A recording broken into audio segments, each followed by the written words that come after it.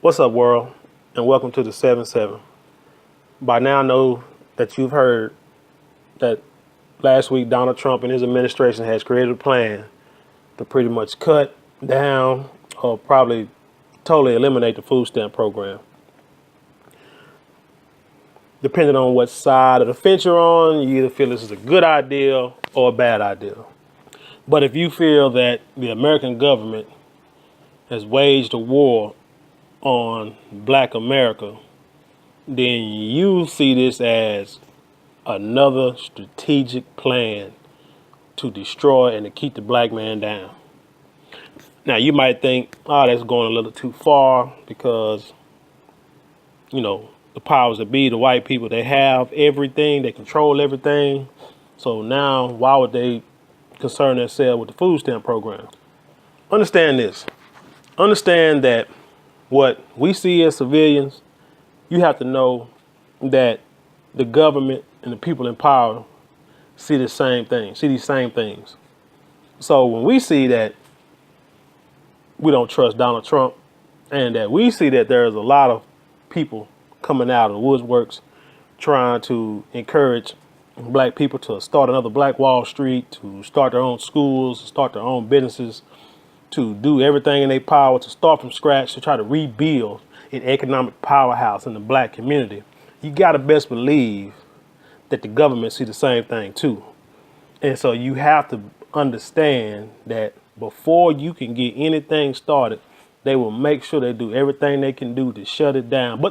But it won't be so overt as to be like it's just, you can see blatant racism. They do it through politics. And this is one reason why I have stressed before. You need to get involved into your political structure, your local political structure.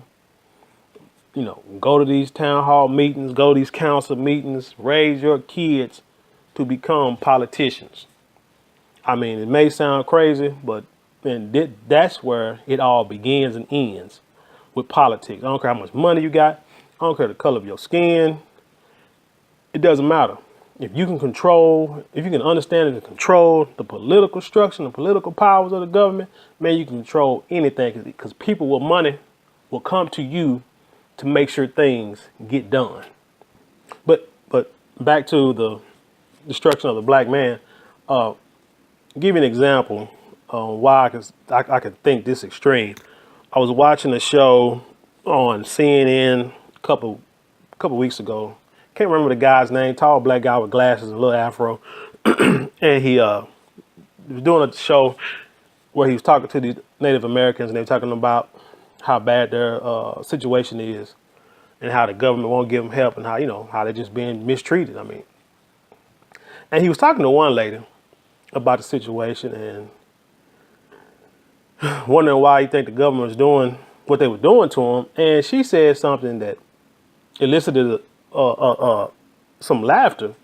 But when you actually look at it, it probably is true. She said you have to remember that back in 1876, Chief Crazy Horse and Sitting Bull defeated the U.S. Army at the Battle of Little Bighorn.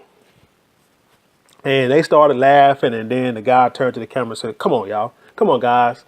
That was 200 years ago. Let's move on." But when you really think about it, when you got people that are in total control, they and the way they got the total control is by manipulation and destruction, death and destruction. You have to really think about how these people think.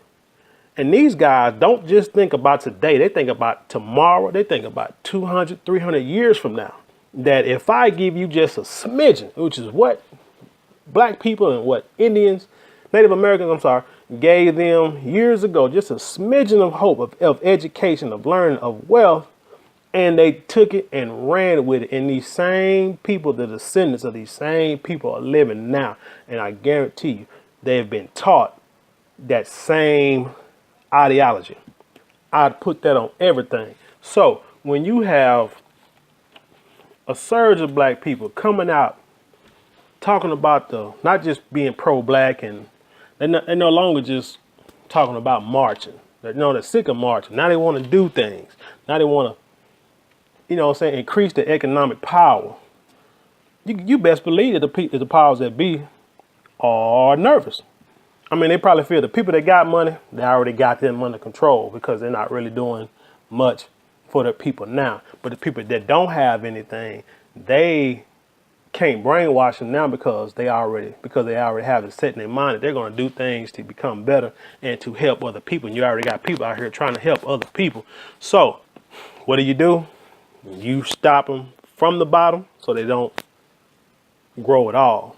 And food stamp program helps those at the bottom. I'm gonna break it down with a few numbers to try to clarify what I'm saying. So you might want to get a pen and a paper or just hit pause or rewind on this video so you can get more clarity. Currently, there are over 43 million people on food stamps. Now, a little over 40% of those people are white, which is about 17.5 million white people, or about 9% of the white population. So people like to say, "Oh man, you know, more people that get more white people get food stamps than black people." Yes, that's true, but there are white people make up 63%, 64% of the population. We only make up 12% of the population. Shoot, Hispanics make up 16% of the population. So you see what I'm saying? And also, little over 25% of black people. I mean, little over 25% of the people that are getting food stamps are blacks, which is about 11.2 million people, which is approximately 30% of the black population.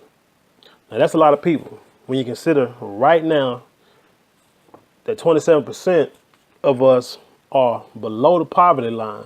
So if you got 30% of the people getting food stamps and then you cut the food stamps and make it harder for these people to make money or to survive, now you're going to go from 27 to at least 30%. So now you're going to increase the poverty percentage by at least 3%. But on the flip, you got 10%, a little over 10% of the white population is below the poverty line.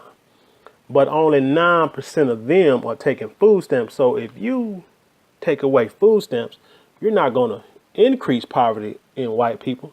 It's just going to, it may maintain or it may even shrink. So I say all that to say this. You have to look at this like a war strategy.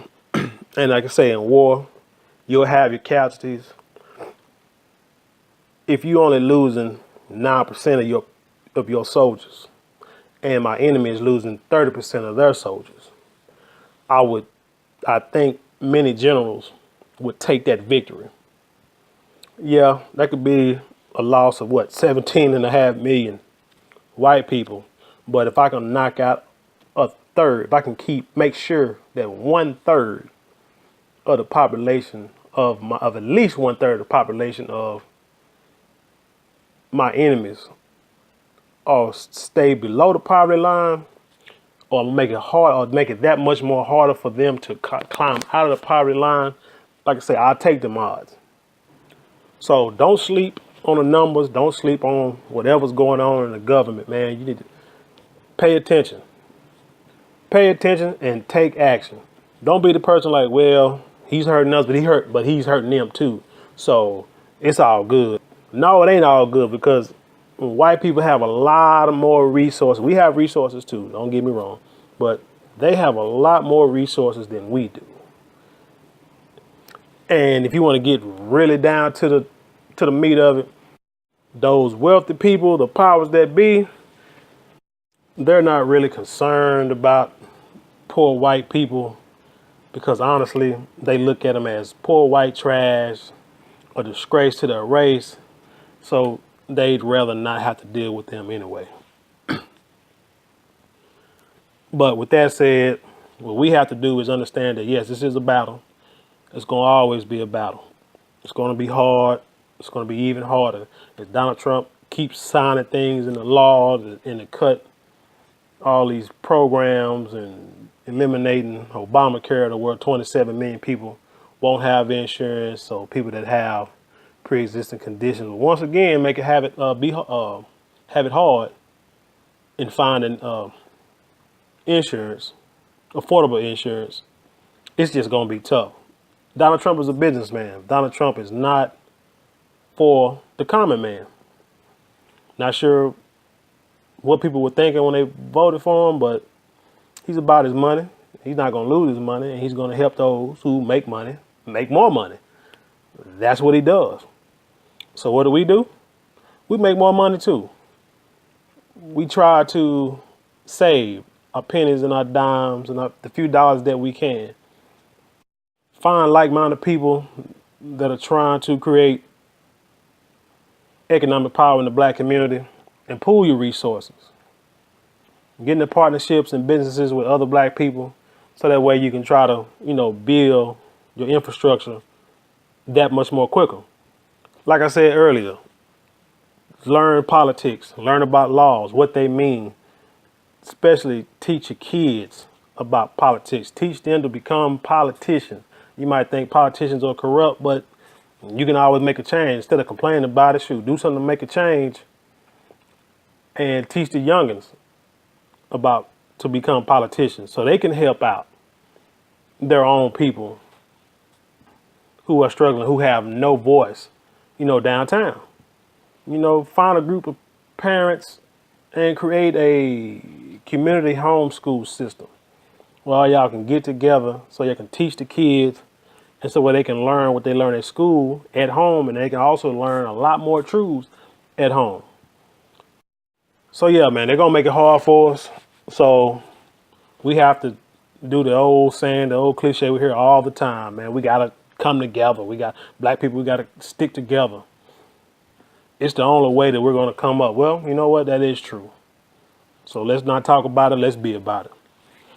Hey, if you like the videos, you know what to do. Subscribe, like, comment, definitely share.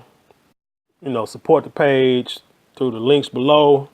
And also don't forget, get on Black Spot, support these young brothers and sisters that's trying to create a social media avenue for us to where we can talk and have our own voice.